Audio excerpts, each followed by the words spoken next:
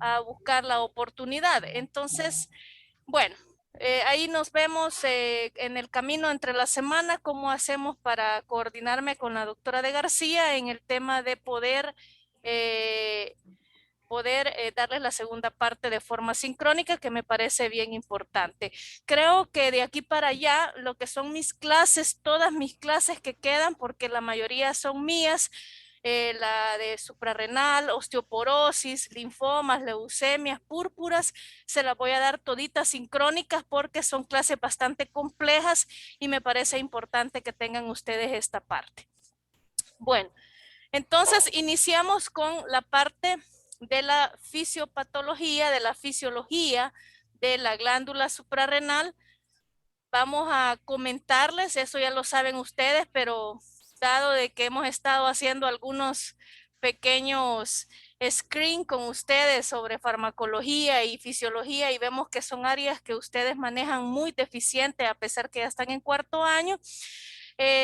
Vamos a comenzar diciendo que las glándulas suprarrenales son retroperitoneales. Son retroperitoneales y están situados en el polo superior de ambos riñones. Es como la cabecita de los riñones, vea, como ese sombrerito que tienen los riñones, sobre ellos en el polo superior están las glándulas suprarrenales.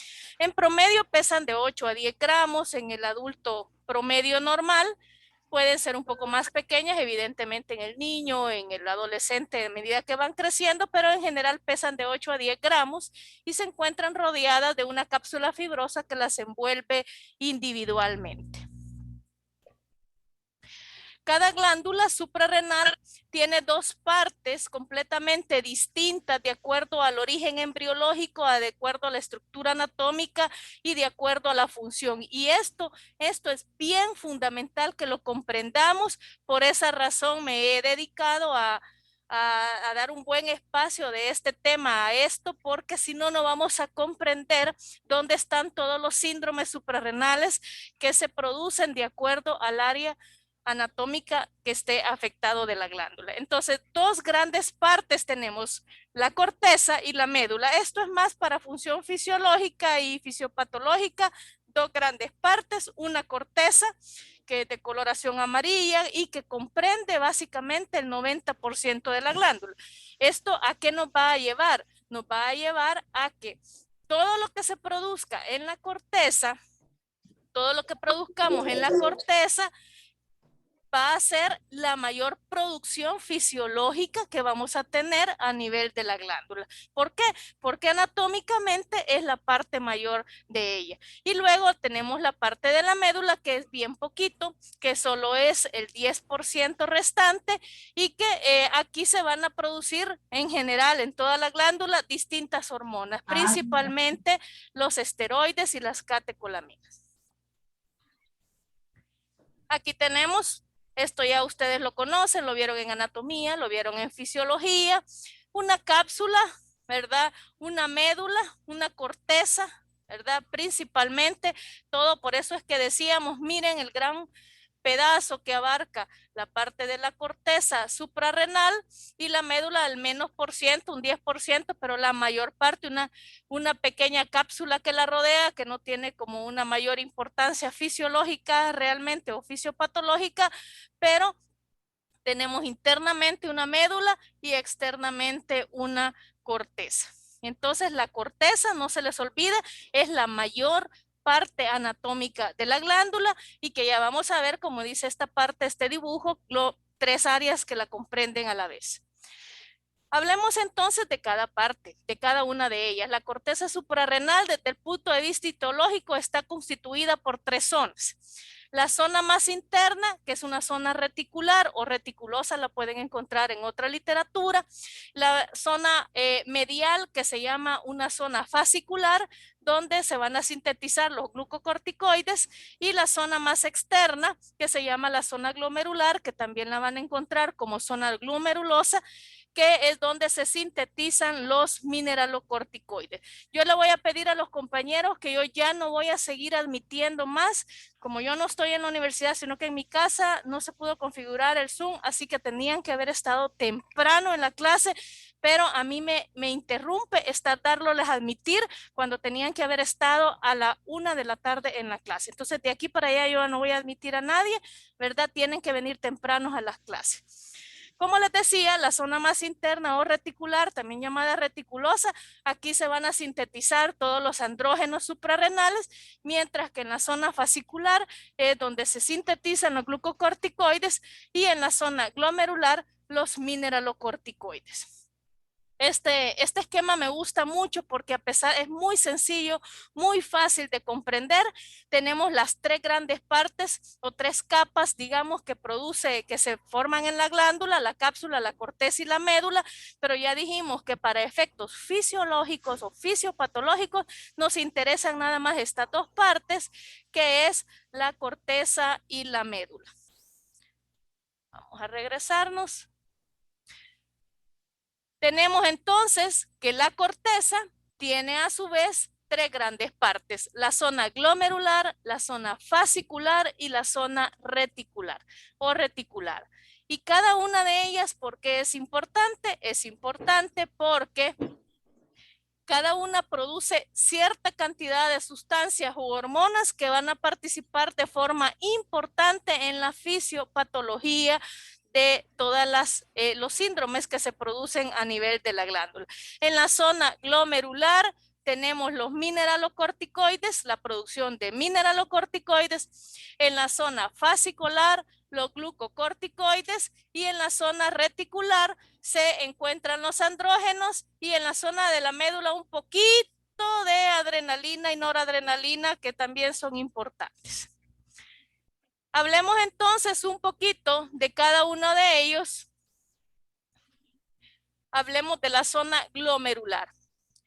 La zona glomerular, como habíamos hablado, tiene su principal producción la aldosterona. La aldosterona se produce principalmente en la zona glomerulosa o glomerular de la corteza, y aquí en el caso del metabolismo de la aldosterona, que lo vamos a ver un poquito más adelante, la actividad de la 17 alfa hidroxilasa es deficiente, y por lo tanto, porque no hay tanta 17 alfa hidroxilasa como enzima dentro de la esteroidogénesis, entonces por eso en esta zona no se produce ni cortisol ni andrógenos, únicamente aldosterona.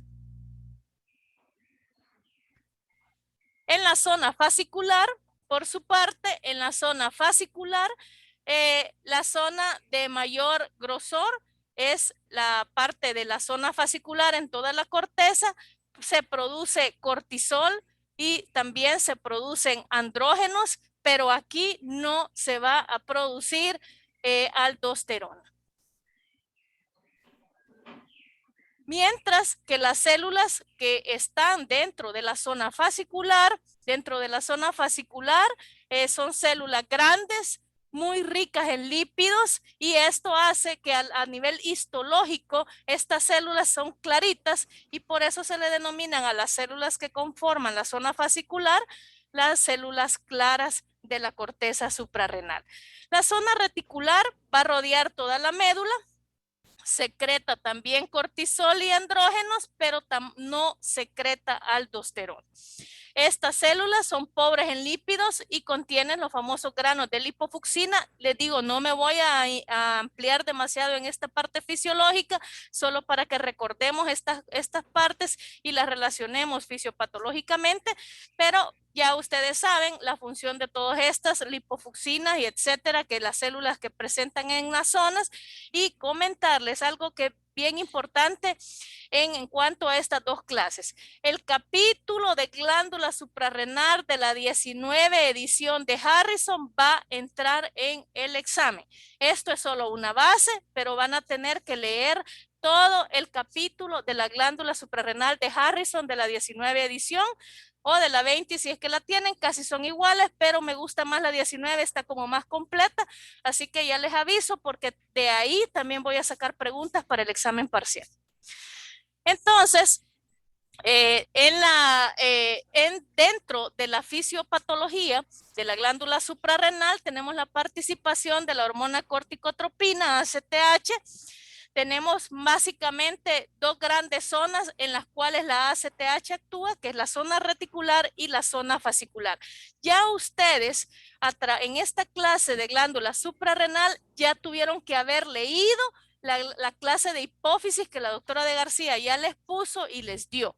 Entonces, es importante que la lean, la comprendan bien, porque mucho del metabolismo y regulación de la suprarrenal tiene que ver la parte del hipotálamo hipófisis que la doctora de García ya les dio y que entiendo yo que ya les subió esa clase, así que tienen que leer bien para poder comprender mejor esta parte. Siguiendo con la corteza suprarrenal y en base a lo que acabamos de decir, tres clases principales de hormonas corticosteroides son las que se producen en la corteza suprarrenal. Lo que es los glucocorticoides o el cortisol, los mineralocorticoides, que es la que conocemos, la principal, que es la aldosterona, y algunos precursores de andrógenos suprarrenales que se consideran de hidroepindrosterona porque tienen alguna función metabólica. Sé que ustedes han leído que los dos principales hormonas de la corteza son los glucocorticoides y los mineralocorticoides, pero también tenemos aquí los precursores de andrógenos y esto es fundamental porque en general en la corteza no se producen directamente los andrógenos suprarrenal. Por eso es que nosotros hemos puesto aquí el tema de precursores de andrógenos, no directamente los andrógenos, porque necesitan ciertas sustancias para poderse producir. Entonces, estas serían las tres principales e incluso estos precursores de andrógenos, en el caso de la DEA, tienen un papel fundamental e incluso tienen a veces una acción mucho más potente que los propios andrógenos suprarrenales, por eso los ponemos aquí. Hablando entonces sobre lo de la corteza suprarrenal, la corteza entonces se va a secretar un grupo de hormonas llamadas corticosteroides. Estas hormonas se van a sintetizar, ya lo vamos a ver en el metabolismo, a partir del colesterol. Tienen la característica de tener fórmulas químicas parecidas y pequeñas diferencias en su estructura molecular es lo que hacen que tengan distinta función. ¿Cuáles son los corticosteroides principales que se producen? Mineralocorticoides y glucocorticoides. Hablemos entonces, ahí vamos poco a poco, como yo siempre les he dicho, de la generalidad a la especificidad para que vayamos comprendiendo mejor el tema. Entonces, dos corticosteroides se producen en la corteza, los mineralocorticoides y los glucocorticoides. Hablemos un poquito de los mineralocorticoides. Se debe el nombre de mineralocorticoides porque ellos actúan sobre los electrolitos de los líquidos extracelulares. Esto es fundamental. Sodio, potasio y cloro es donde principalmente van a actuar los mineralocorticoides. Eso significa que cuando nosotros tengamos una alteración a nivel de los mineralocorticoides, va a haber alteración ¿a dónde? En el trastorno hidroelectrolítico de quiénes, del sodio, del potasio y del cloro. Una de las cosas que lo vamos a ver muy frecuentemente a nivel de la clínica es alteraciones del sodio y del potasio, pero más el potasio, se ven grandes alteraciones, buenas hipopotasemias en los pacientes con alguna alteración mineralocorticoide. Cuando lleguemos a la parte fisiopatológica lo veremos ahí, pero que tengan claro que una alteración ya sea hiper o hipofuncionante de los mineralocorticoides, va a incidir directamente en el balance hidroelectrolítico. ¿En quiénes principalmente? En aquellos que comprenden o que están dentro del líquido extracelular, sodio, potasio y cloro. ¿Por qué es que los mineralocorticoides actúan en este nivel? Porque su regulación a nivel de los mineralocorticoides está dada por el sistema renina, angiotensina, aldosterona. Y esto también es fundamental porque sabemos como lo dijimos al principio del ciclo, cuando yo les daba, por ejemplo, hipertensión, que el sistema renina-angiotensina-aldosterona es uno de los principales reguladores o que intervienen en la fisiopatología de la hipertensión arterial.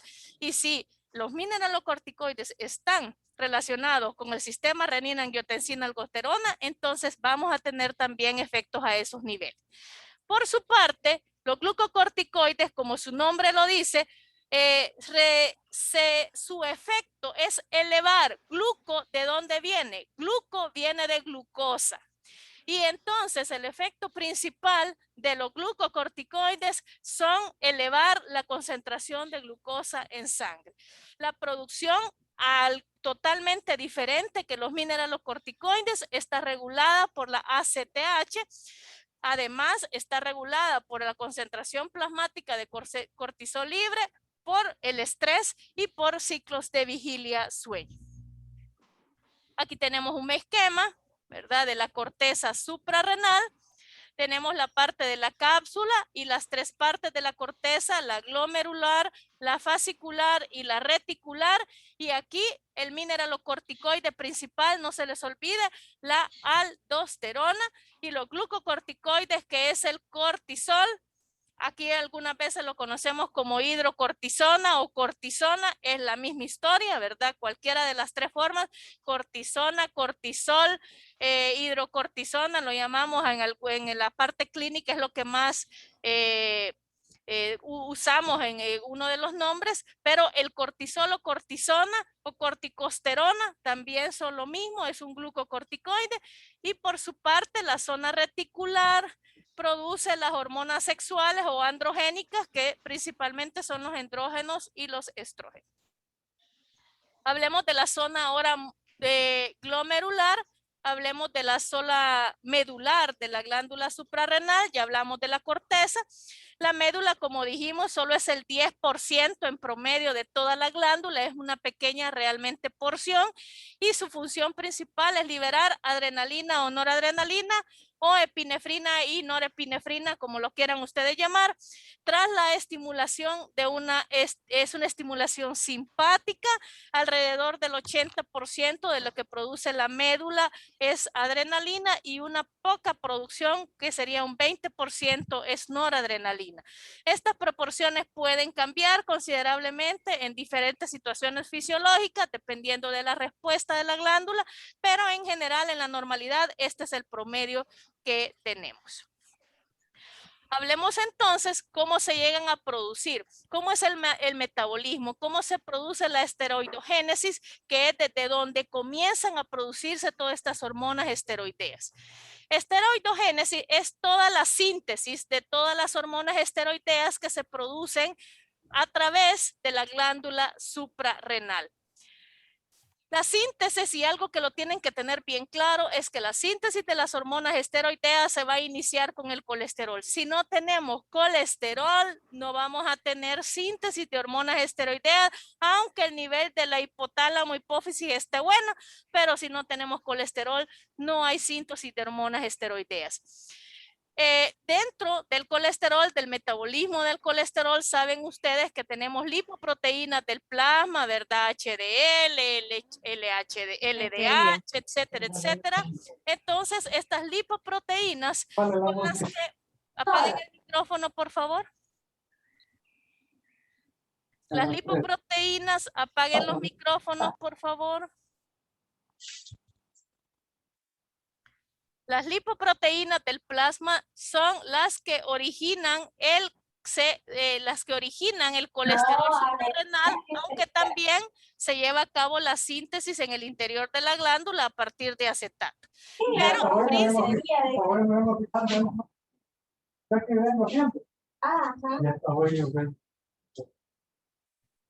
por favor, Catherine Salmerón, apague por favor su micrófono.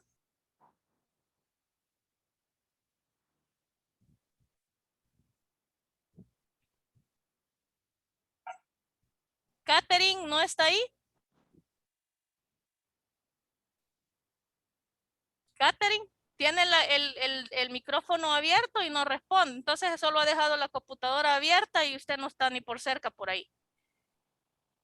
Como les decía, dentro de la síntesis de las hormonas esteroideas, más que toda la parte de las lipoproteínas del plasma son las que van a originar el colesterol a nivel de las suprarrenales, que son las que van a iniciar la esteroidogénesis, pero también dentro de la propia glándula se puede llevar a cabo una pequeña porción de colesterol a partir de acetato, pero es lo menos. La mayor viene del transporte que viene a través de las lipoproteínas.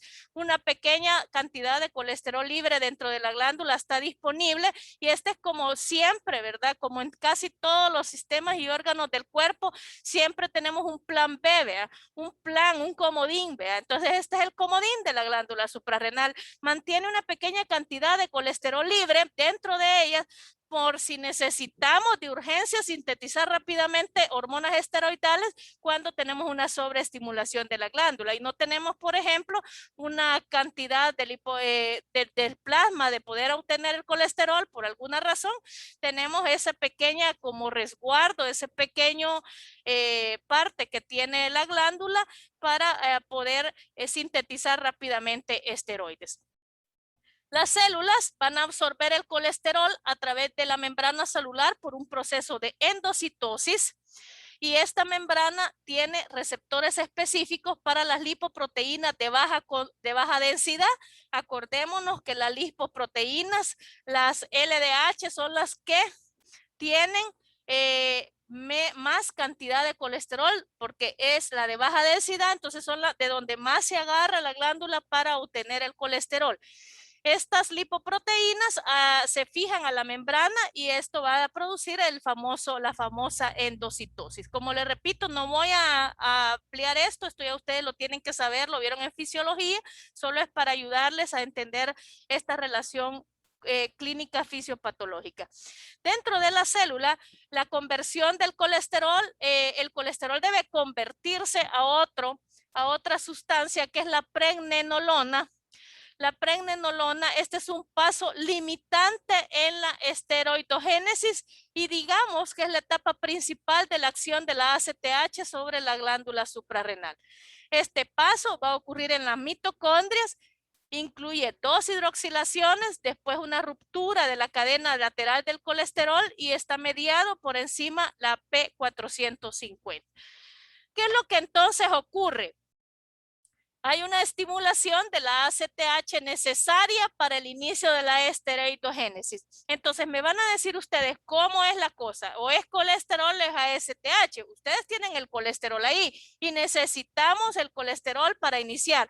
Pero si la ACTH no ha dado como la orden, aunque tengas el colesterol ahí, no va a haber nada que lo inicie. Necesitar la estimulación de la ACTH para el inicio de todo este proceso. Para eso tenemos receptores MC2R que se llama melanocortin 2 receptores de CTH, que eso ya ustedes lo van a saber, por eso es que les digo que tienen que ustedes ir a leer y estudiar bien la clase de hipófisis. Esta es una proteína accesoria que transporta a la membrana de la célula córtico suprarrenal y se une a la ACTH. Entonces aquí va a haber una unión hacia la ACTH para poder iniciar. Esta estimulación de la ACTH va a producir AMP cíclico, que como les decía, es necesario para el colesterol se transforme en pregnenolona. Hay una regulación ascendente de la vía de señalización de las sinasas también, de la PKA, que va a activar y va a repercutir directamente. Es decir, se regula, la PKA se activa y esto va a repercutir directamente en la esteroidogénesis. Entonces, ¿cuál es el papel? Desde la ACTH, miren, hasta la PKA que se activa y se estimula, esto lo que nos va a producir es un incremento del transporte de ésteres de colesterol. Al incrementar el transporte de los ésteres de colesterol, entonces va a aumentar la actividad de la lipasa sensible a hormonas. Esto va a desdoblar los ésteres de colesterol en colesterol y entonces va a incrementar la disponibilidad y la fosforilación del CREAT. Aquí es bien importante entonces que entendamos cómo la ACTH interviene, empieza a hacer una estimulación, es decir, que no es suficiente que tengamos solo ahí el colesterol, necesitamos un proceso en cómo llevamos, en cómo la ACTH hace para estimular ciertas sustancias y que se desdoble el colesterol y lo podamos tener disponible para iniciar el proceso. Una vez la ACTH ha intervenido para poder llevar y tener disponible el colesterol que necesitamos a nivel de la glándula, entonces iniciamos todo el proceso, algo conocido por ustedes. El colesterol necesita desdoblarse en pregnenolona. Ojo con esto, el colesterol por sí mismo no nos sirve de nada para las hormonas. Debe de existir pregnenolona. Si no, el colesterol no está en forma de pregnenolona, no podemos hacer nada. El pinche, como decimos, colesterol no nos sirve de nada. La pregnenolona es la que va a iniciar todo el proceso. Y fíjense qué interesante. Va a iniciar el proceso en dos vías. Al formar los corticosteroides y a formar también otros que son ya intervienen en la formación de andrógenos suprarrenales. Ojo con esto. Tenemos la pregnenolona que se va a convertir en progesterona gracias a la 3-beta HSD y que gracias también a la 17 alfa o hidroxi lasa, entonces también es que vamos a tener como dos vías de acción. Vamos con la parte cómo se forman, cómo se van formando parte de los corticosteroides y cómo se forma también de los corticosteroides hasta la aldosterona, que es el mineralocorticoide, y por otro lado, cómo llegamos a formar también a andrógenos suprarrenales, ¿verdad? Los andrógenos suprarrenales son fundamentales aquí en el caso de la pregnenolona. Para formar el cortisol necesitamos la pregnenolona 17 alfa OH pregnenolona y esta en 17 alfa progesterona, luego en doxicortisol, 11 desoxicortisol y por último el cortisol. Luego tenemos que la misma 17 alfa pregnenolona se va a formar en DEA para formar los andrógenos suprarrenales, mientras que en la otra vía vamos a formar mineralocorticoides a través de la corticosterona. Aquí tenemos otro esquema. A mí me gusta mucho porque, como decíamos al principio, tenemos dos grandes sistemas de regulación dentro de la glándula suprarrenal. Lo mencioné anteriormente. Tenemos por un lado el sistema renina-angiotensina-aldosterona, que qué es lo que va a regular o a quiénes va a regular el sistema renina-angiotensina-aldosterona, a los mineralocorticoides. Mientras que tenemos el otro sistema de regulación, que es el hipotálamo hipófisis suprarrenal, que también va a regular ya lo que es la producción de los glucocorticoides y de los andrógenos suprarrenal.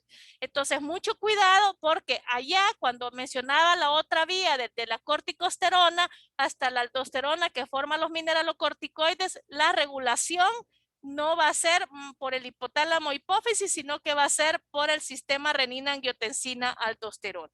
Mientras que los glucocorticoides y los andrógenos sí ya va a participar el hipotálamo e hipófisis suprarrenal. Hablemos de un poco de la síntesis del cortisol como tal.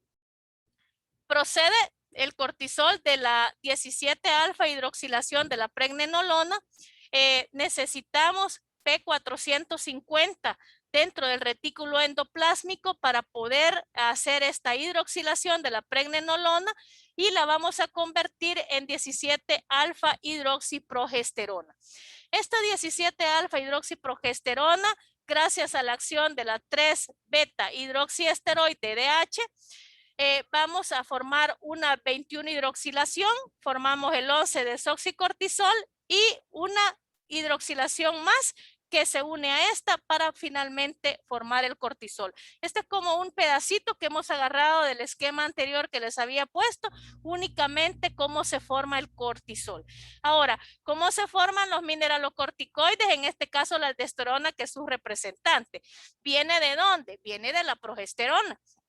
La progesterona tiene una 11 desoxicorte, se convierte en una 11 desoxicorticosterona por acción de la 21 alfa hidrolasa y esta corticosterona por acción de la 11 beta hidroxilasa para producir 18 hidroxicorticosterona. Entonces, si ustedes se fijan, van aumentándole ahí los átomos y que finalmente llega a producir el compuesto final que sería la aldosterona. Hablemos un poco de las regulaciones. Habíamos hablado de dos tipos de regulaciones, el sistema renina-angiotensina-aldosterona, pero también del sistema hipotálamo-hipófisis suprarrenal. Hablemos un poco de la regulación a nivel del sistema hipotálamo-hipófisis suprarrenal. Este sistema regula principalmente a quienes, a los glucocorticoides, y decíamos también que regulaba a los andrógenos suprarrenales. La regulación de los glucocorticoides, en este caso su representante principal, que es el cortisol. Acordémonos que la producción de glucocorticoides y andrógenos suprarrenales está bajo el control de este eje, mientras que los mineralocorticoides, repito, por el sistema renina-angiotensina-aldosterona. Tenemos señales, estímulos sensoriales externos que desde el sistema nervioso central a través del hipotálamo van a haber factores de liberación de hormonas hipotalámicas hacia la hipófisis anterior y hacia la hipófisis posterior. Esto ya lo vieron ustedes en la clase de hipófisis. Ok, esto está bien, pero no nos importa tanto todo lo que se produce, sino solamente en este caso las que van a llegar a la parte suprarrenal. Me gusta mucho este esquema porque este esquema engloba todo, pero en el caso de lo que estamos viendo ahorita, solo nos importaría que desde la hipófisis anterior se forme la hormona corticotropina, que es la ACTH, y que esta va hacia la corteza suprarrenal para formar a quienes el cortisol y la aldosterona en pequeñas, digamos, cantidades. Y luego tenemos por su parte desde la hipófisis posterior también casi básicamente no tiene una participación, si se fijan en toda la fisiopatología, sino que directamente del hipotálamo, desde el sistema nervioso central, tenemos ya una estimulación a la médula suprarrenal para formar lo que son la adrenalina. Pero en la corteza van a formar cortisol, corticosterona y aldosterona. Entonces, ¿de qué me importa al final? Y aquí es bien importante el tema de la progesterona y de la testosterona, que también se producen a través de la fisiopatología suprarrenal. Entonces, la hipófisis anterior es la que tiene principal participación en la parte fisiológica de la glándula suprarrenal. Si vemos aquí, la hipófisis posterior básicamente actúa en otro nivel, a nivel de la hormona antidiurética, a nivel de la oxitocina en el músculo liso, en las arteriolas renales, etcétera, pero no en la parte suprarrenal. Entonces, por aquí nos vamos a ir viendo en el caso de la corteza y directamente desde el hipotálamo hasta la médula suprarrenal. Acordémonos dentro de la regulación que la secreción de los cortisoles, está controlada por el sistema nervioso central. A nivel del sistema nervioso central, ¿en qué parte? En las neuronas del núcleo paraventricular del hipotálamo. Acordémonos que es un eje hipotálamo, hipófisis, suprarrenal. Las tres cosas, es un eje completo.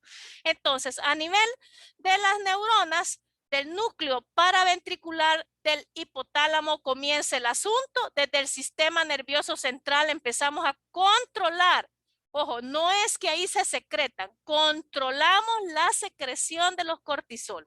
Entonces, a ese nivel se van a sintetizar y se van a secretar la hormona liberadora de corticotropina, la CRH, ¿verdad? Y esta al sistema portal hipofisiario. Hay algunas, aparte del control propio que tiene el sistema nervioso central, tenemos que hay situaciones específicas que promueven la liberación de esta hormona liberadora de corticotropina, como es la tensión fisiológica, el ejercicio físico, la tensión emocional, el estrés, procesos febriles, estados de hipoglicemia o hipotensión. Entonces, todas estas cosas, lo que ya de por sí normalmente controla desde el hipotálamo, la parte de los cortisoles, pero pueden haber estas situaciones en que más van a producir o van a actuar directamente en la secreción de CRH. Esta CRH, ¿para dónde se va a ir? Esta CRH se va a ir para el sistema portal hipofisiario. ¿A cuál hipófisis dijimos que íbamos a actuar, que nos importaba? ¿Cuál hipófisis nos importaba, Erla? Erla, ¿cuál hipófisis? Anterior. La hipófisis anterior. Ok. Entonces, la CRH nos importa la hipófisis anterior, va a alcanzar las neuronas entonces del lóbulo anterior de la hipófisis y va a estimular las neuronas a ese nivel. ¿Qué es lo que va a seguir después? ¿Para qué estimula las neuronas de la hipófisis anterior? Para sintetizar y secretar ¿a quién? A la famosa ACTH, que es la hormona adrenocorticotrópica, que por vía sanguínea sistémica va a llegar, fíjense bien, vamos a estimularla allá en el sistema nervioso central. ¿Para qué? Para que se produzca ACTH. ¿Y qué va a pasar con la ACTH? Se va a ir ¿para dónde? Para el sistema sanguíneo, vía sanguínea sistémica. ¿Para qué o a dónde? Para las células de la corteza suprarrenal, las cuales, estando ahí la ACTH, van a responder ¿con qué? Reconocen la presencia de la ACTH en la corteza suprarrenal y van a iniciar la liberación de la glucocorticoides a la circulación sistémica. ¿Cómo se va a producir esta liberación de glucocorticoides? Desde la esteroidogénesis, ya con el colesterol y todo este rollo que ya les he contado anteriormente. Esto creo que les va a facilitar porque he mezclado ahí la parte de la hipófisis que no la podemos obviar definitivamente de la parte de la fisiopatología. Acordémonos, ¿verdad? Que dentro del hipotálamo hay neurotransmisores, eso se lo explicaron en la clase, desde el hipotálamo, hipófisis y suprarrenal, que es el eje, intervienen dentro de la regulación los neurotransmisores, el ritmo circadiano, las causas de tensión fisiológica, hipoglicemia, hipotensión, fiebre, esto que les había mencionado anteriormente. El hipotálamo nuevamente, ¿para qué lo estimulamos? Para que produzca ahí CRH, hormona corticotropa, y luego esta va a la hipófisis anterior para que produzca ¿quién? ACTH y se produzca hacia la circulación y llegue hacia la corteza suprarrenal, donde va a iniciar el proceso de producción de glucocorticoides. Recordemos, y eso se los tuvo que haber dicho y no creo que no se los haya dicho la doctora porque es fundamental. Estos procesos tienen un famoso sistema de retroalimentación negativa. Por eso es que están estas menos y estos más. Cuando nosotros producimos es una retroalimentación positiva, pero si aquí nosotros detectamos que aquí hay suficiente, ya aquí ya no producimos más. Es decir, es automático. Hay una retroalimentación negativa. Si nosotros en las suprarrenales tenemos suficiente glucocorticoides, ya no producimos ahí arriba suficiente CRH, frenamos un poco para no sobrecargar. Y de esta manera nosotros, con esta retroalimentación, nosotros mantenemos los niveles que deberíamos de mantener. Aquí tenemos otra forma, les he puesto varios esquemas para que lo comprendamos. Sé que esta parte no es tan fácil, ¿verdad? Tenemos siempre la participación de los neurotransmisores, el estrés, enfermedades, fiebre, hipoglicemia, hipotensión, ya les dije. Estimulamos el hipotálamo, producimos CRH, vamos a la hipófisis anterior, que es la que nos importa para el tema de suprarrenal, producimos ACTH hacia la corteza y luego esta produce, para que produzca ahí el cortisol, el cortisol. Si nosotros en un determinado caso, como lo vamos a ver más adelante en los síndromes suprarrenales, empezamos a consumir glucocorticoides de forma exógena, ¿qué es lo que vamos a producir? ¿Qué es lo que vamos a producir? ¿Cuál sería la respuesta? Vamos a ver, le vamos a preguntar a Aida Morán. ¿Cuál sería la respuesta que usted esperara normal de su organismo si usted está consumiendo corticosteroides exógenos? ¿Hola? ¿No está la compañera? Sí, doctora. Dígame, ¿cuál sería la respuesta que usted espera? Con esto, fíjense bien, yo no le estoy diciendo que es malo que se los tome. Pero si usted se los toma, tiene que tener una respuesta fisiopatológica en base a esto que tiene enfrente, que esperaría para que no le vaya a dar una enfermedad por una disfunción suprarrenal. ¿Cuál sería la respuesta normal que usted espera del organismo? Para que no se vaya a hacer así, ¿verdad? Cachetona, etcétera. ¿Cuál sería?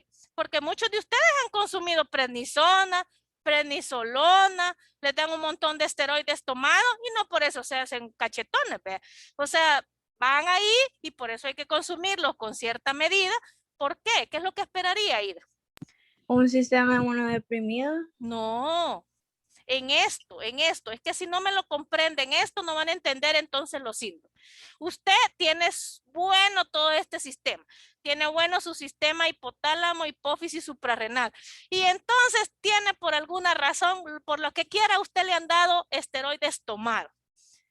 ¿Cuál es la respuesta fisiopatológica que usted esperaría normal del organismo ante que usted, por eso se lo pongo aquí abajo, mire, usted tiene dosis externa de esteroides?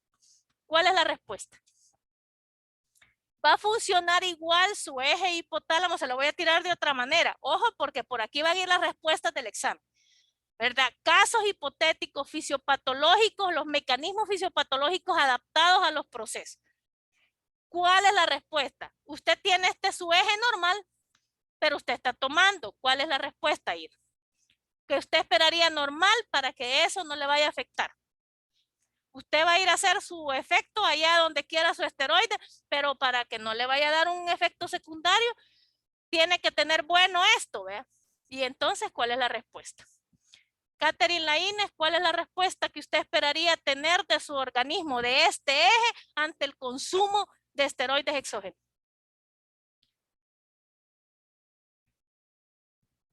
Catherine Laínez, ¿qué se me hizo? ¿No está? Ajá. Carmen Monroy.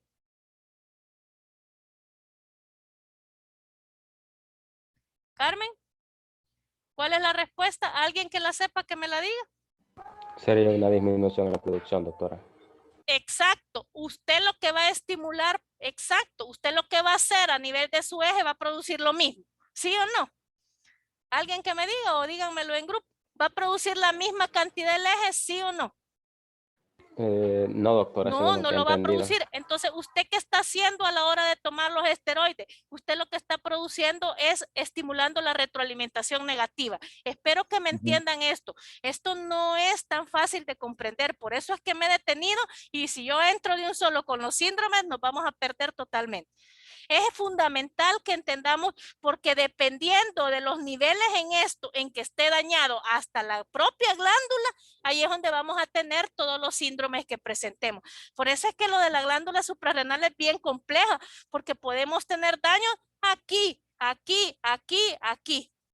Desde aquí para afuera también. Entonces, dependiendo de los sitios donde nosotros estemos afectados, así es como vamos a tener la presentación clínica de los diferentes cuadros suprarrenales. Entonces, si usted está tomando esteroides y está bueno su eje, para que no le dé Cushing, para que no le dé cualquier otra cosa, entonces su eje lo que va a hacer es fomentar su retroalimentación negativa, va a bajarle a la producción desde aquí para que no le vaya a dar un efecto de sobre cantidad allá en la glándula de exceso de esteroide. Eso es lo que esperaríamos en una persona normal. Allá que el esteroide vaya a hacer su función a donde usted quiera hacerle esos otros 5 pesos. Estamos hablando aquí en el tema fisiopatológico del eje hipotálamo hipófisis suprarrenal. Ok, Entonces, esto es lo mismo, ¿verdad? Creo que no. Tenemos mucho que hacer, ¿verdad? Aquí tenemos la producción en el hipotálamo, ese CRH, ACTH, va a la circulación y a la glándula suprarrenal. Y aquí ya vienen los transportadores, no me voy a meter en esa parte, al final vamos a irlo viendo de a poco. Hablemos entonces del metabolismo del cortisol. Entonces, como la ACTH es regulador clave en la biosíntesis del cortisol. ¿Quién es el regulador? ¿Quiénes son los reguladores de los mineralocorticoides? ¿Quién es el regulador que regulaba el sistema renina, angiotensina, aldosterona? Los Los mineralocorticoides. Ajá, exacto. Entonces aquí la ACTH es más lo que sería los glucocorticoides, ¿verdad? Entonces, el ACTH actúa como regulador en la biosíntesis del cortisol con efectos adicionales a corto plazo, efectos adicionales en los andrógenos y en los mineralocorticoides. Que se entiende esta parte. Efectos, o sea, siempre va a dar un efecto en alguien, pero no es su regulador principal. ¿Estamos claros? Su regulador principal de los mineralocorticoides es el sistema renina-angiotensina-aldosterona. Por ahí, la ACTH, cuando ya tenemos algún proceso anormal, allá va a ir a tocar algo de los mineralocorticoides, sobre todo en aquellos procesos suprarrenales que no son puros, pero no es su principal acción. Luego la liberación de CRH y luego la ACTH, que ustedes ya lo saben, ocurre de manera pulsátil al seguir un ritmo circadiano bajo el control del hipotálamo, particularmente del núcleo supraquiasmático del sistema nervioso central, con una regulación adicional de genes de cada célula controlados por el ritmo circadiano. ¿Qué es el ritmo circadiano? ¿Qué me puede decir Abigail Trujillo? ¿Qué es el ritmo circadiano? ¿A qué se refiere con eso? Abigail. Si no me equivoco, era más o menos como que la regulación, bueno, está relacionado con el sueño vigilia, ¿o no? Exacto. Cuando hablemos de circadiano, es como un reloj. Circadiano viene de tiempo, de reloj, que tiene que ver con el tema vigilia-sueño. Entonces, el tema del sistema, de la parte de regulación circadiana, tiene que ver fundamentalmente cómo se va a producir cómo está este eje produciendo las hormonas. ¿A qué te lleva esta conclusión? A que no va a ser igual la producción en todo el día. Eso es lo que te quiere decir. El ritmo circadiano lo que te va a influir es que la producción de los ejes, y con esto no estoy diciendo que sea normal, por el contrario, la normalidad es que estén reguladas y que estén sustentadas también a través del ritmo circadiano, por lo tanto las hormonas no se van a producir a la misma hora cuando esté dormido o cuando esté despierto, o incluso cuando esté despierto no se van a producir a la misma hora. Por esa razón, cuando ustedes se tomen, lo vamos a ver en la parte número 2 de la clase, cuando ustedes se tomen las pruebas para funcionamiento de la glándula suprarrenal, tienen que ser a horas determinadas y te van a decir, usted se la va a tomar a las 11 de la mañana, se la va a tomar a las 6 de la mañana, se la va a tomar porque esas son las horas probablemente de mayor producción y donde vas a tener mejor acceso a los controles hormonales a nivel sanguíneo. Entonces, las hormonas esteroidales no son almacenadas en el sitio de producción, por lo que su secreción es regulada por la tasa de síntesis. Es decir, a mayor síntesis, menos producción, a menos síntesis, más producción. Y entonces estos son las famosas retroalimentaciones que hemos hablado.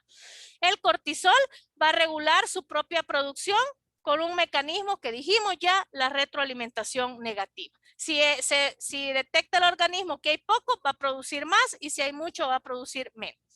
Entonces, la retroalimentación negativa, por vía sanguínea sistémica, el cortisol va a alcanzar el hipotálamo hipófisis y va a regular de forma negativa la secreción de CRH y ACTH para que ya no esté produciendo más cortisol, sino que se mantenga lo necesario que está ahorita desde la glándula. Del cortisol podemos decir que la actividad secretora de la corteza suprarrenal entonces está en control directo desde la ACTH para el cortisol, y los problemas entonces relacionados con la regulación de la secreción de esteroides suprarrenales se van a transformar en problemas relacionados también con ¿qué? Me refiero con cortisol, ¿verdad? Con la secreción de ACTH. ¿Qué factores entonces están relacionados con el control del cortisol. Bueno, la concentración misma del cortisol. ¿Qué es esto? El famoso retroalimentación negativa. Esto ya lo hablamos ahorita, no me voy a detener en esto. Luego hablamos del ritmo circadiano, que es el régimen de sueño que normalmente las personas dormimos de noche. ¿Ve? Entonces, la ACTH plasmática y la secreción de cortisol aumentan a partir en promedio de las 2 de la mañana. Lo ideal fuera que para tomar estos exámenes se los fueran a tomar en la madrugada, ¿vea? Eso fuera lo ideal, que a las 3 de la mañana fuera la gente de los laboratorios a tomarse los niveles, ¿vea? Pero no se puede. Pero en el caso de la ACTH y la secreción de cortisol van a aumentar en la noche más o menos a partir de las 2 de la mañana y tiene un pico máximo de aumento en la mañana al levantarse. Por eso es que todavía se le dice a las personas que al nomás levantarse a veces le dan las citas a las 6 de la mañana, más o menos 7 tal vez como por mucho, pero muy tempranito para que podamos tener picos de ACTH compatibles con lo que esperamos. Y luego va a disminuir de a poco conforme va pasando el día, va a ir disminuyendo hasta que llega a un valor mínimo en la noche casi no tenemos nosotros cortisol y luego otra vez en la madrugada comenzamos con el famoso ciclo. Aquí tenemos, miren el horario, ¿verdad? Desde la primera hora hasta las 24 horas y cómo va aumentando, ¿verdad? Va aumentando desde la primera hora hasta las 2, va teniendo un pico, miren, 7, 8 de 6, 7, 8 de la mañana, por eso es que temprano les toman los exámenes y luego vamos teniendo picos, pero en desaceleración, ya para las 10, 9, 10, 11, 12 de la noche casi ya no tenemos nada, ¿verdad? De cortisol, a menos que te quieran asaltar o tenés un accidente y entonces el estrés, fíjense qué interesante, en ese momento tenés un problema de estrés, tenés un problema de alguna situación, por ejemplo, de pánico o algo, entonces en ese momento así andas de cortisol, tenés que el estrés es lo que te va a ayudar a que produzcas mucho más de lo que necesitas en ese momento. Las situaciones de alarma, que es lo que acabo de mencionar, las agresiones, hipoglicemias, intervenciones quirúrgicas mayores, pirógenos, ¿verdad? Que te eleven el proceso febril, aumentan la secreción de ACTH también. Los mineralocorticoides, ¿verdad? La aldosterona, ya dijimos que es su representante principal, se regula por el sistema renina-angiotensina-aldosterona, que inicia con la liberación de renina en las células yuxtaglomerulares del riñón y que esto va a resultar en el desdoblamiento del angiotensinógeno en angiotensina en el hígado.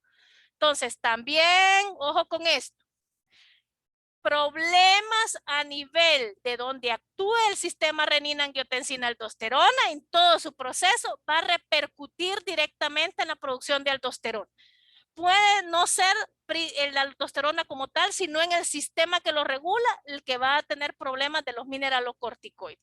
Entonces, la enzima convertidora de angiotensina, ustedes lo saben, la ECA, ¿verdad? Desdobla angiotensina 1 en angiotensina 2, se va a unir a los receptores 1 de angiotensina 2 y esto va a ocasionar entonces este proceso, el incremento en la producción de aldosterona y por lo tanto procesos de vasoconstricción. La regulación de la aldosterona aumenta, acordémonos, los mineralocorticoides. ¿En dónde actuaban los mineralocorticoides? ¿Dónde actuaban fisiológicamente? ¿En quiénes? Carlos Córdoba. ¿En quiénes actuaban? ¿En dónde actuaban los mineralocorticoides? Eso se lo dije al principio de la clase. Hola, Carlos. Nos parece a nosotros a veces que... Hola, sí, doctora. ¿A dónde actúan los mineralocorticoides? ¿En qué o en quiénes? Y eso se lo dije al principio de la clase. ¿Por qué es que los pacientes pueden presentar hipopotasemia o hiperpotasemia o alteraciones en los electrolitos? A nivel de los electrolitos, dijo en potasio. ¿Pero quiénes y a dónde? ¿Quiénes y a dónde? Ajá, eso se lo dije. ¿Alguien? ¿Karen Asbun? En los electrolitos del líquido extracelular, en el sodio, Exacto. potasio. ¿Cuál es? Sodio, potasio y algo de cloro. Vea, más en el sodio y el potasio. Miren lo que hace, aumenta la retención de sodio y la excreción de potasio. Te va a dar más hipopotasemia e hipernatremia. Esos son los efectos principales. Incrementa la presión entonces de perfusión arterial y libera y también regula la liberación de renina. Entonces la biosíntesis de los mineralocorticoides están bajo el sistema renina-angiotensina-aldosterona y por lo tanto un daño hipotálamo hipoficiario va a actuar significativamente en la producción de aldosterona, ¿sí o no? Imagínense que fuera pregunta de examen, acuérdense que estas ya son del presencial que vamos a tener. Si yo les pongo en el examen un daño en el sistema hipotálamo hipófisis afecta directamente la biosíntesis de los mineralocorticoides. ¿Falso o verdadero? Hola. Ojalá que vayan apuntando las preguntas porque aquí ya no va a ser virtual el examen, sino presencial. ¿Ve? ¿Cuál sería? ¿Falso o verdadero? ¿Alguien que me responda? Hola. Bueno, sigamos pues.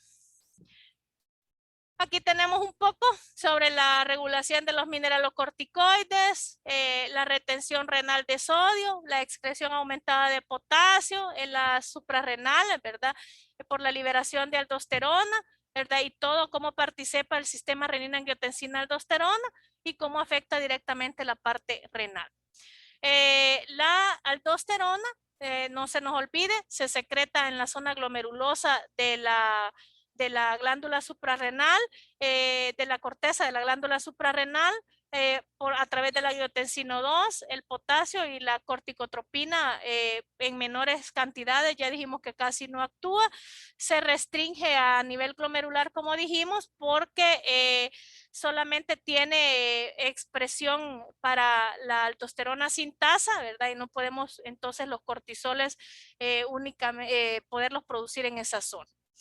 Efectos fundamentales entonces de los mineralocorticoides, el aumento de la reabsorción de sodio por el túbulo renal, la excreción renal de potasio, entonces va a dar hipernatremia e hipopotasemia, eso van a tener los pacientes.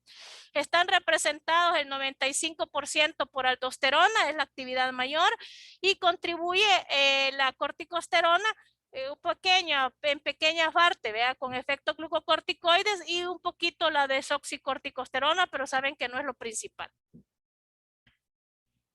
Luego de también podemos hablar que cuando se suprime la secreción córtico suprarrenal, va a sobrevenir la muerte. Al faltar los mineralocorticoides, la concentración de sodio y de los cloruros de los líquidos extracelulares van a disminuir considerablemente. Va a disminuir entonces el líquido extracelular, disminuyen con un efecto de retroalimentación los glucocorticoides y va a dar un shock en los pacientes. Cuidado con los mineralocorticoides porque al actuar dentro de la parte hidroelectrolítica de los pacientes, entonces tiene un efecto metabólico mucho más grave y más a corto plazo que el efecto de los glucocorticoides. Entonces tengamos mucho cuidado porque al haber una supresión severa de los mineralocorticoides vamos a entrar en choque en los pacientes por estos efectos que les estoy mencionando. Hablemos del cortisol y de las funciones y otras características que hemos mencionado. Se conoce como hidrocortisona, se los mencionaba, se encuentra en sangre periférica y es el principal glucocorticoide segregado por la corteza suprarrenal. Las acciones son múltiples a nivel del cortisol, comprometen virtualmente todo el organismo y a varios mecanismos fisiopatológicos. La producción diaria de cortisol es de 10 a 20 microgramos, tiene una vida media de 70 a 120 minutos, en promedio 90, y tiene una concentración plasmática de 10 a 20 microgramos por decilitro.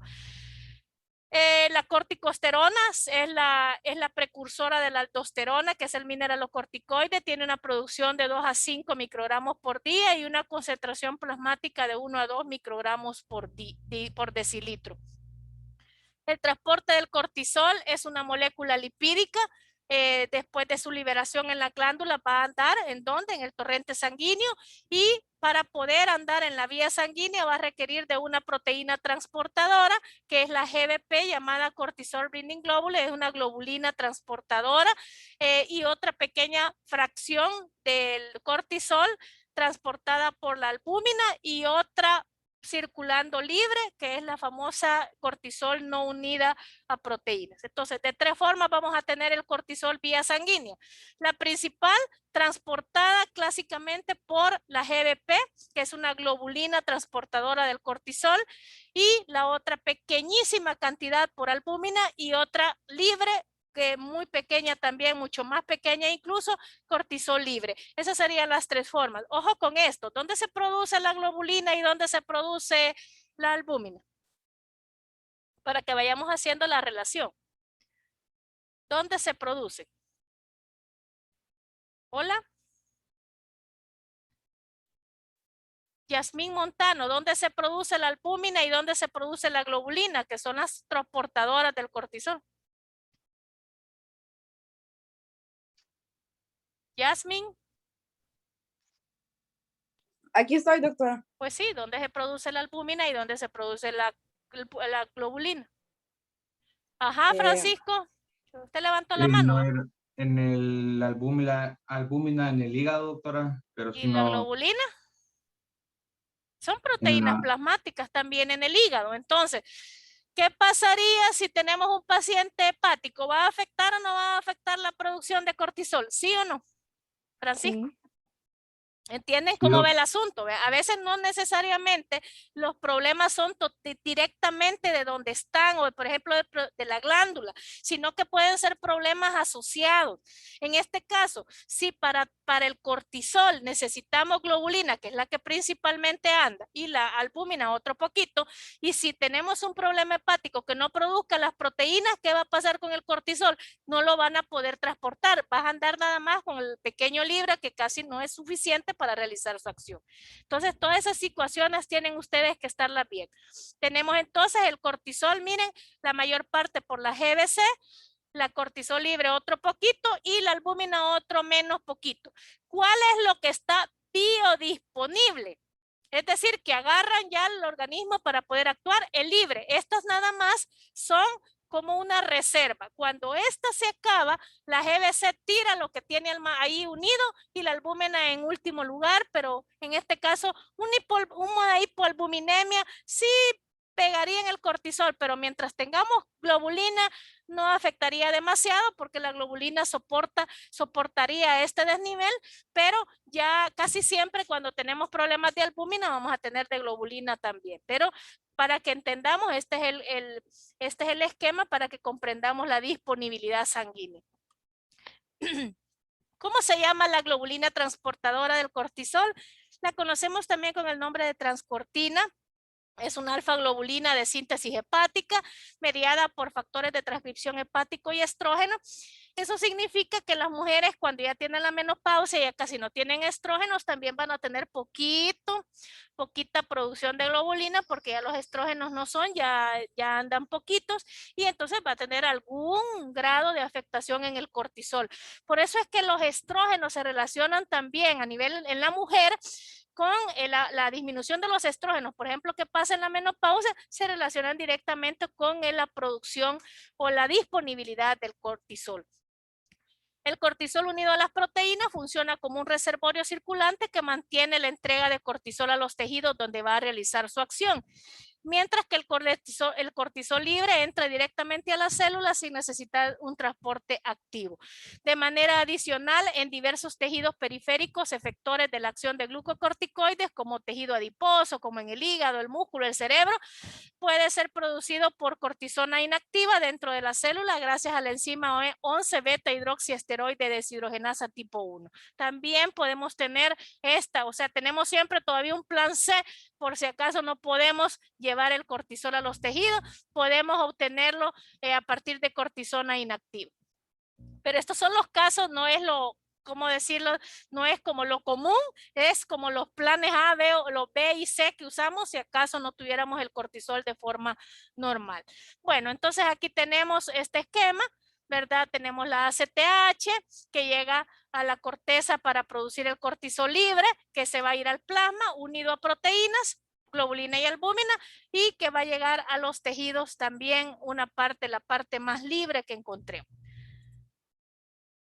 Dentro del metabolismo, bueno, el metabolismo de eliminación del cortisol se llama cortisona, representa el 1% de la secreción del cortisol, es producido, como dijimos, por la 11-beta hidroxiesteroide deshidrogenasa, sintetizada en el riñón, principalmente en el túbulo contorneado distal, y puede volver a transformarse, a pesar que es la parte de eliminación, se puede utilizar, como decíamos anteriormente, para volver otra vez de regreso a formar cortisol, ya por la otra 11-beta hidroxiesteroide deshidrogenasa, pero la tipo 1, que ya no se produce en el riñón, sino que en el hígado. Cuidado con esto, porque si nosotros necesitáramos volver a ocupar lo que ya desechamos, es al revés, vamos a usar la enzima, pero esta es hepática, no es renal.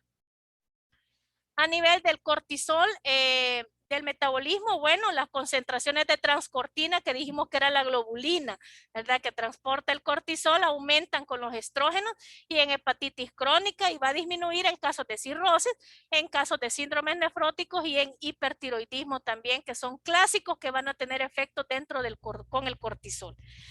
El cortisol tiene una particularidad y es que actúa en distintos órganos y en distintos tejidos.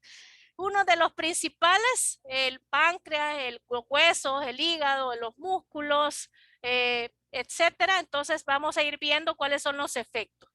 Tiene efectos el cortisol sobre el metabolismo intermediario a través de los hidratos de carbono, a través del metabolismo lipídico y en los metabolismos también de las proteínas. O sea que en las tres actúa el cortisol, pero también actúa en diversos tejidos del organismo, el tejido conjuntivo, óseo, en el metabolismo del calcio, a nivel del crecimiento y desarrollo, en el sistema cardiovascular, en el inmunológico, a nivel de las células sanguíneas, en el sistema nervioso central y a nivel renal.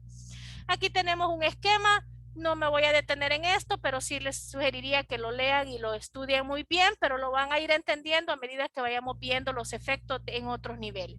A nivel de los hidratos de carbono, ¿cuál es el efecto principal en los hidratos de carbono del cortisol? La hiperglicemia. Y este es el principal efecto de los corticosteroides. Eso significa que a qué tipo de pacientes tienen que darle con mucho cuidado ustedes corticosteroides externos. ¿A qué tipo de pacientes con qué enfermedad metabólica debería, dado que da hiperglicemia? Un diabetes A los mellitus. En un diabéticos. diabético. Entonces van entendiendo por qué, pero les meten esteroides, tome prednisona, tome prednisona grandes cantidades hasta por semanas, y el paciente diabético empieza, y aunque esté tomándose su medicamento, el efecto va a ser siempre la hiperglicemia. Entonces a lo mejor sus medicamentos no van a ser suficientes para poder compensar esa hiperglicemia transitoria, diríamos, por el efecto de los esteroides. Yo no digo que no le den, pero hay que dárselos con cuidado y hay que estar controlando al paciente. Y cuando el paciente a veces también abusa y se los toma de una forma inadecuada o de una forma como una automedicación, o va a las económicas o va a la farmacia San Nicolás y ahí le dan el montón de esteroides y no le importa al bachiller que lo está atendiendo, pero que tiene gabacha blanca, y le da los esteroides sin importarle que el paciente sea diabético, podemos tener un efecto de hiperglicemia. Hemos tenido casos, no son muy comunes, pero sí abuso de esteroides versus cetoacidosis diabética, es decir, cuadros de hiperglicemia ya como efectos adversos importantes en los pacientes por consumo desmedido y descontrolado o mucho tiempo por esteroides. A nivel hepático, los esteroides entonces, ¿cómo lo van a hacer? A través del aumento de la glucogénesis, favorecen la estimulación de enzimas glucogenéticas, la sensibilidad de estas enzimas, liberan además facilitan la liberación de los sustratos de tejidos periféricos, sobre todo aminoácidos del músculo, para que alcancen las células hepáticas e intervengan en este proceso de gluconeogénesis también. Aquí tenemos este cuadrito, ahí les ponen bien claro, ¿verdad?, cómo llega a dar la hiperglicemia. Aumenta además la síntesis de glucógeno hepático, el almacenamiento, inhibe en menor grado la liberación de glucógeno. Otro efecto es la disminución de la captación periférica de glucosa. Entonces, al disminuir la captación periférica va a dar más glucosa circulante, ¿verdad? Eso hace que el paciente, a la hora que se tome los exámenes, ande los niveles altos de hiperglicemia. Cuando ustedes tengan un paciente diabético controlado, En la historia clínica deben preguntarle al paciente si ha estado consumiendo esteroides, porque a veces solo los regañan a los pacientes. Usted se le ha aumentado el azúcar porque no hace caso, porque sigue comiendo pan dulce, porque no se toma el medicamento, y el paciente te jura y te perjura que ha hecho todo bien, que se ha tomado sus medicamentos, etcétera, pero no le hemos preguntado en la historia clínica los antecedentes de algún consumo de fármaco. Si el paciente ha estado tomando esteroides, esa podría ser la causa. Suspéndanselo y luego nuevamente hacen un control posterior, y si ya tenemos una glicemia aceptada respecto a su tratamiento, esa era la causa, y pues con eso es suficiente.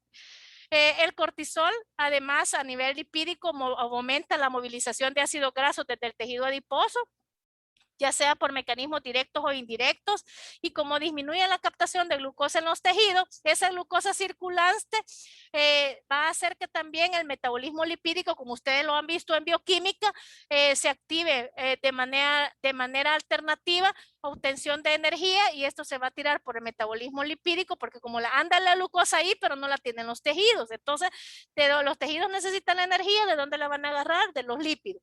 Entonces eso hace que haya movilización de ácidos grasos desde el tejido adiposo, la utilización de ácidos grasos, pero que esto más que todo se van a utilizar solo en situaciones de estrés o de inanición en determinado momento. Y a nivel también de lípidos, hacen un incremento de los depósitos de grasa. O sea que el cortisol, los esteroides engordan, ¿o no? ¿Sí o no? Sí. Claro que engordan, Sí. porque va a aumentar. O sea, usted come un montón de... Y eso no es que tenga Cushing, cuidado con eso, ¿verdad? Sino que el esteroide por sí mismo va a aumentar los depósitos de grasa. Entonces el paciente va a tender a la obesidad. Aumento del apetito más el efecto lipogénico derivado de la insulina, entonces te va a dar una gran hambre, y eso, aparte de que ya de por sí el cortisol te aumenta los depósitos, te da más hambre y por lo tanto vas a tener más disponibilidad.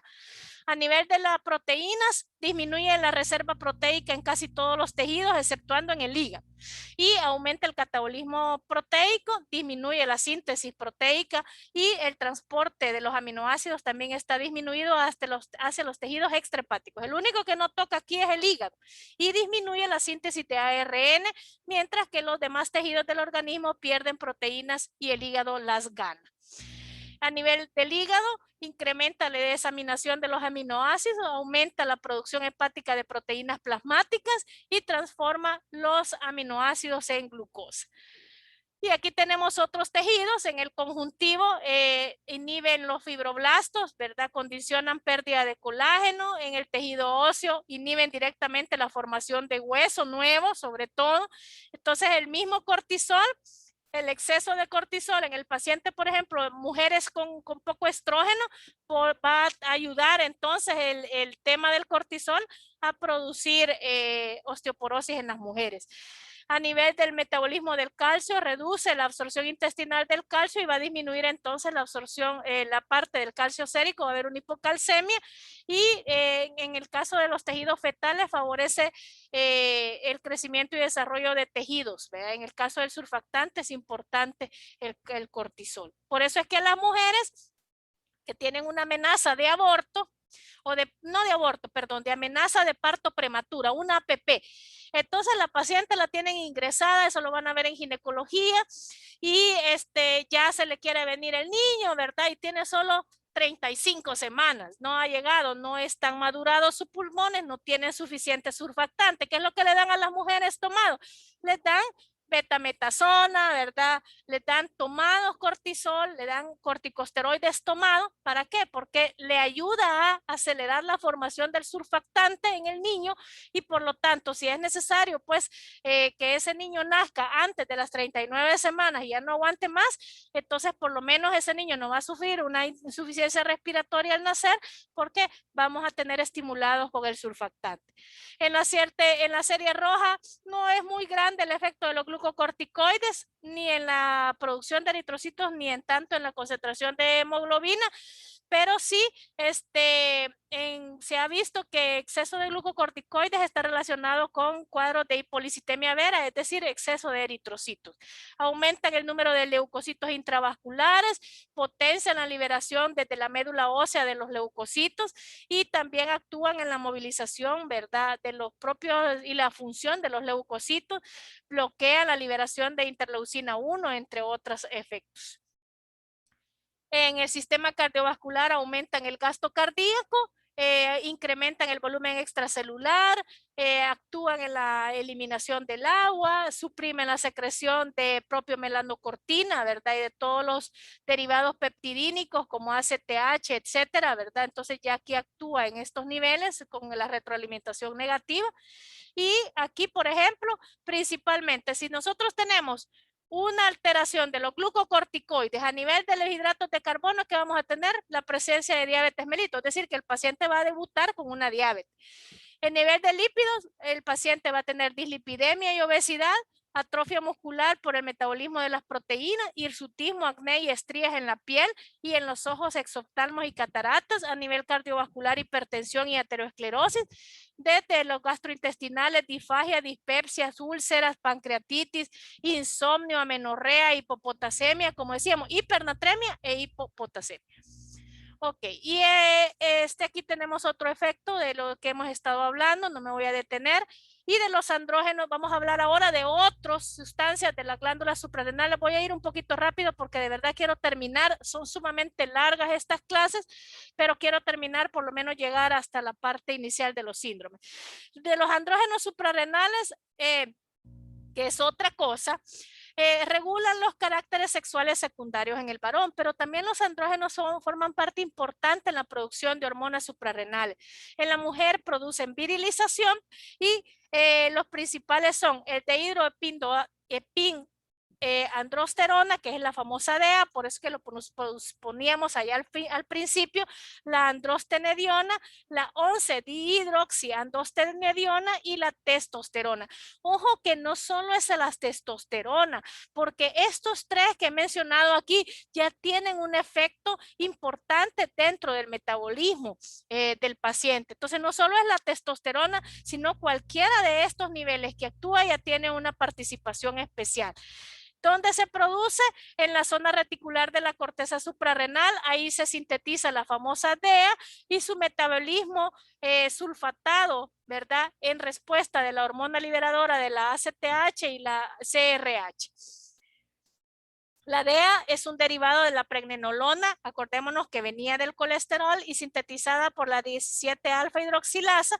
Y luego la enzima, otra importante, la sulfatasa de los hidroesteroides, que también sintetiza las dihidroepinoandrosteronas, pero las sulfatadas no es esta misma, sino que ya tiene una S aquí, mediante hormonas estimulantes de los andrógenos. También se pueden producir. Y acordémonos de lo que habíamos hablado, pero nos vamos a meter en esta parte. Miren qué es lo que nos importa ahorita de los andrógenos. Vamos a tener la pregnenolona, la 17-OH pregnenolona, luego produce la DEA. Gracias a la androstenediona se produce la estrona y pónganle muchísimo cuidado a esta enzima que es la CYP19 conocida como aromatasa. La aromatasa es fundamental este paso porque alteraciones en la aromatasa van a tener alteraciones importantes a nivel del metabolismo androgénico de los pacientes. Y la estrona, que al final se produce el estradiol a nivel del ovario, pero si la androstenediona participa no la aromatasa, sino la 17 beta hidroxi, vamos a tener la testosterona. Entonces aquí tenemos las dos hormonas androgénicas a nivel de la mujer en el ovario, el estradiol, que después se va a producir en estrógeno, y luego la testosterona, ¿verdad?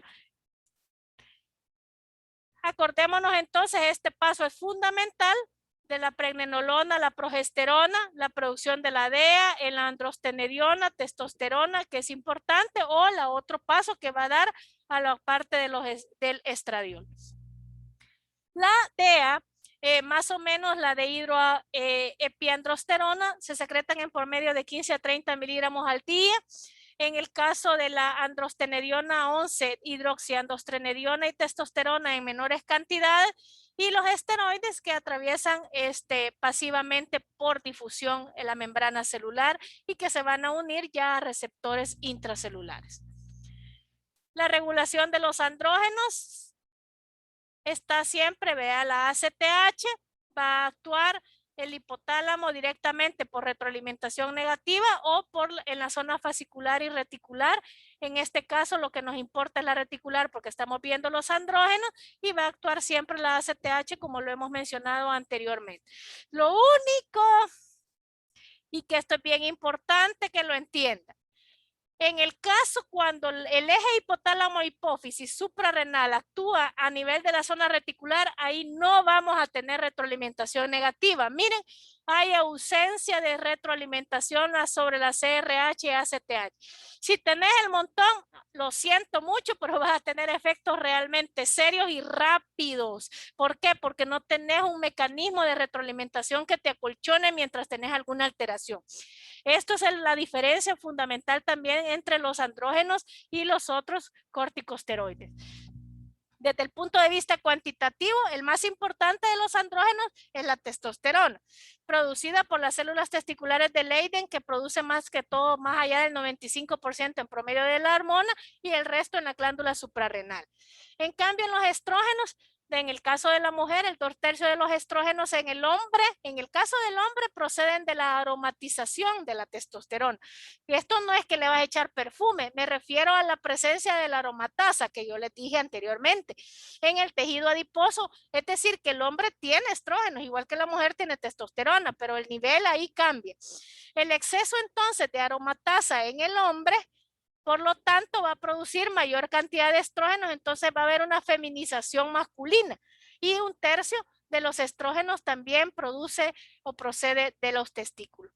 En el caso de los andrógenos, las principales fuentes de hormonas sexuales es la secreción testicular a nivel suprarrenal y también por conversión periférica.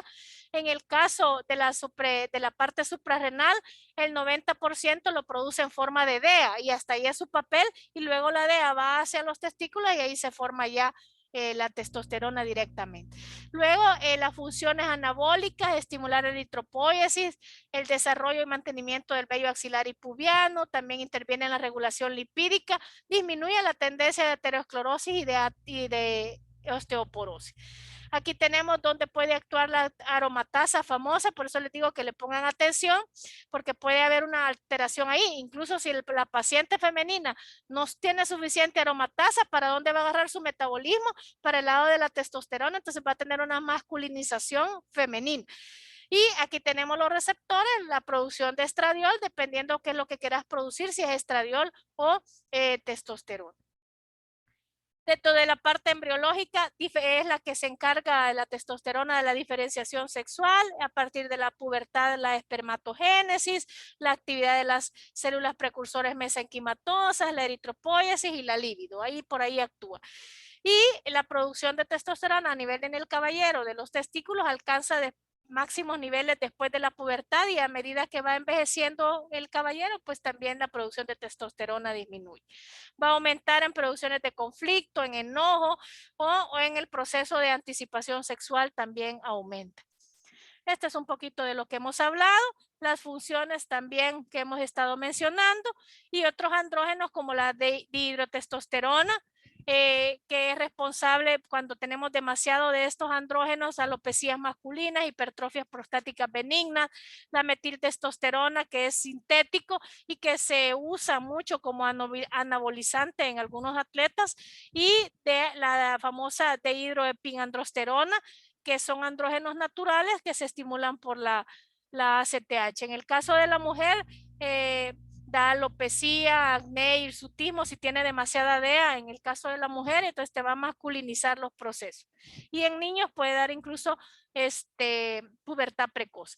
Y rápidamente vamos a ir con los síndromes córticos suprarrenales, pero yo creo que por efectos de tiempo me voy a quedar hasta aquí. Voy a iniciar entonces la parte número 2 con los síndromes córticos suprarrenales. Y voy a entonces quedarme hasta entonces porque era importante realmente que ustedes supieran y entendieran toda esta parte fisiológica para poder comprender ya de lleno dónde están las alteraciones de las alteraciones de los síndromes suprarrenales.